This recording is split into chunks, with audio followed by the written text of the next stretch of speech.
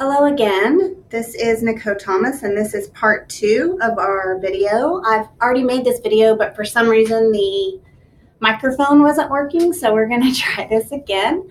Hopefully I won't repeat myself too much. It's hard to remember what I had said earlier and hadn't said. So what I want to point out before we go on is that I have responded to this twice, and I did that so that I could give us two different things to look at on our spreadsheet. So when you make your first form, send it to 4 or 5 people so that you will have 4 or 5 responses to really look at in your spreadsheet when we go to grade it.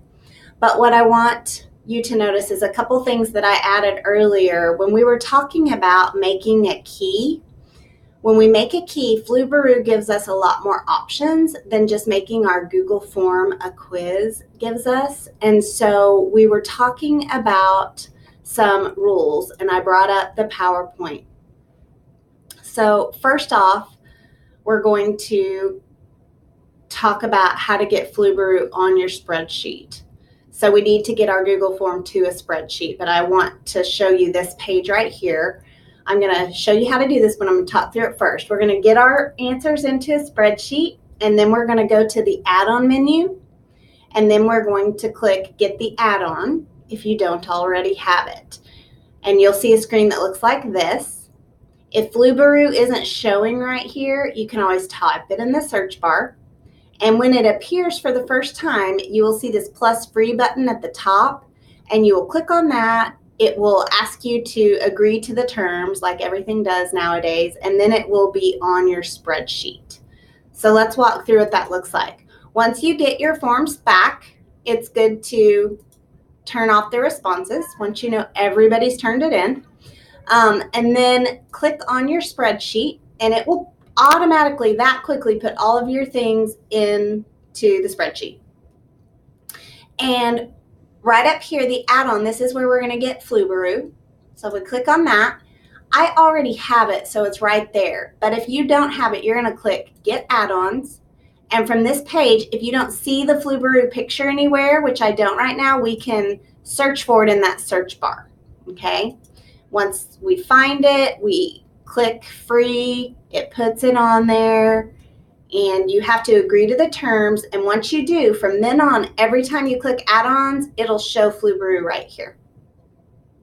Now, somebody asked me if a kid turns it in late, will their data automatically go to the spreadsheet? And the answer is yes. You just have to click the spreadsheet from your document again. So if you have another kid, so this would still be on and accepting. If you had another kid and your responses went up to, let's say your class has 20 and Johnny was gone that day, and once he gets on there and you've got all your responses, you would click the spreadsheet again and it would add Johnny's to that spreadsheet.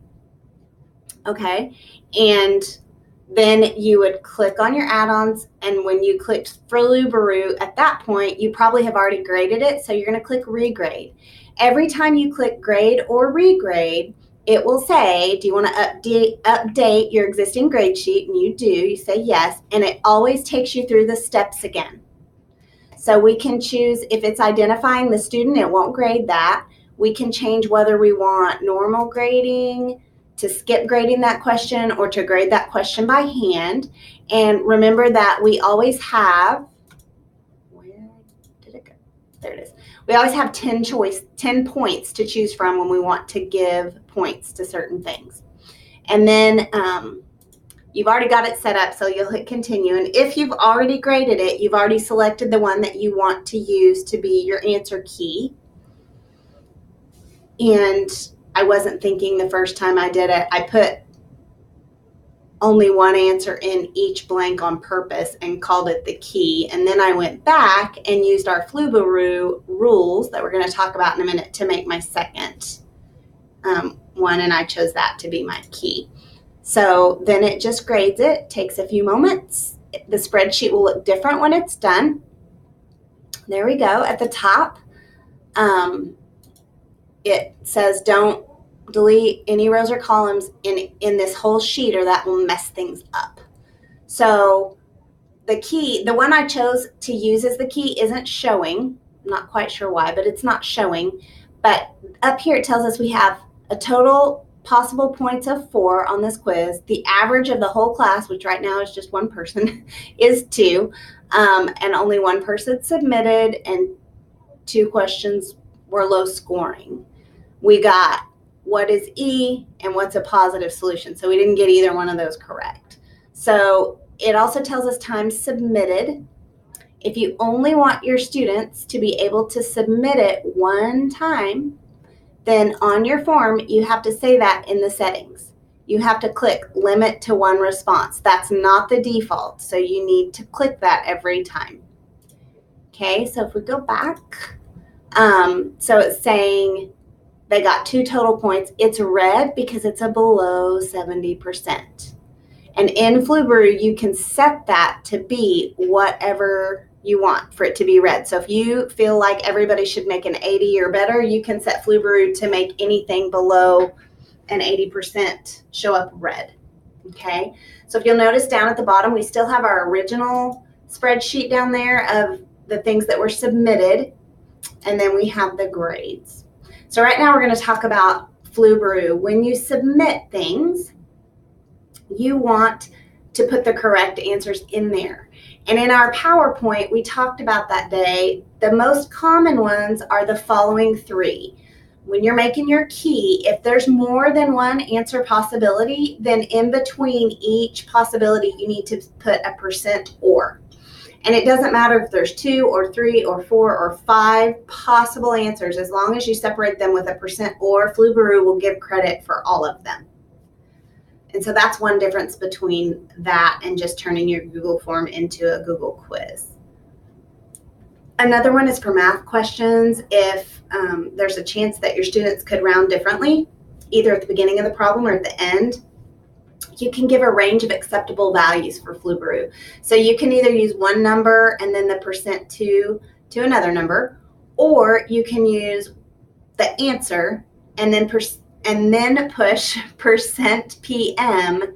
And what this means right here is that it will take 1.5 points above 78.5 and 1.5 points below 78.5. So it's covering that range of values from a rounding issue. So that's nice. And then spelling. So Flubaroo grades things in a case-sensitive manner. So all that means is that if the answer is cat, then all of these would be correct if they entered.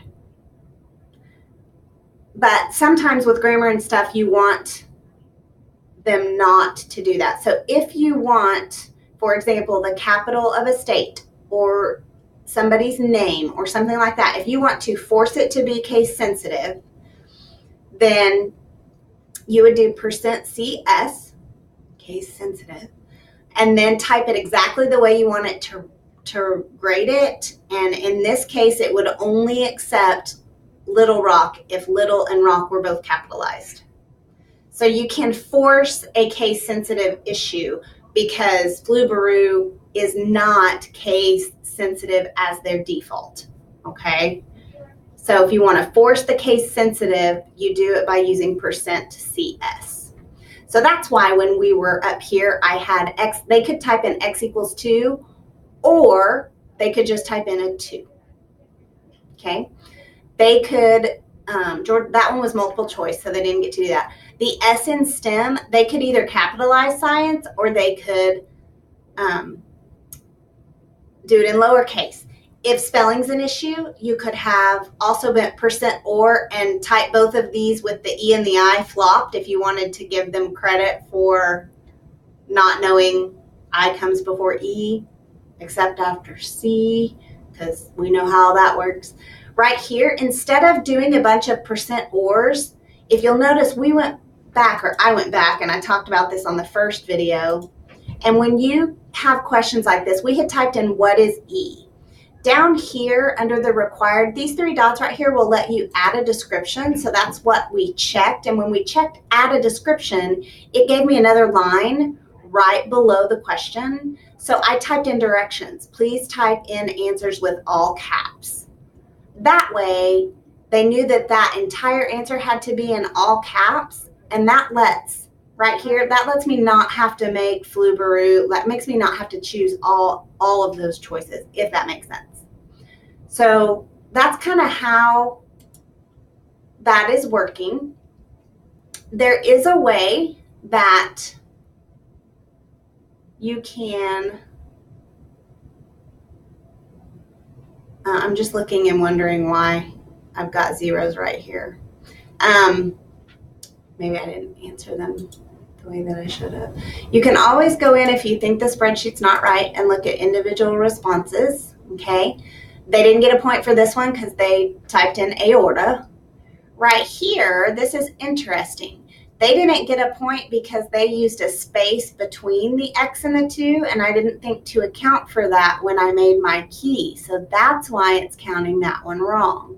So that's always a good one because you could go in and look at everybody's answers and figure that out. That's really interesting. When you're under responses, you can do a summary or you can do an individual. And so you could just scroll through and be like, oh no, I'm going to give them a point back for that. If it was something you didn't think to calculate.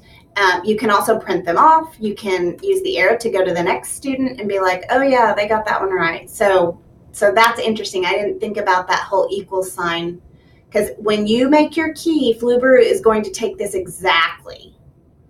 So I should have put in there percent or X space equals space 2. You could also go back to the form now that I know that, and you could come down here and you could change and you could put a description in that says, don't type spaces in your answers.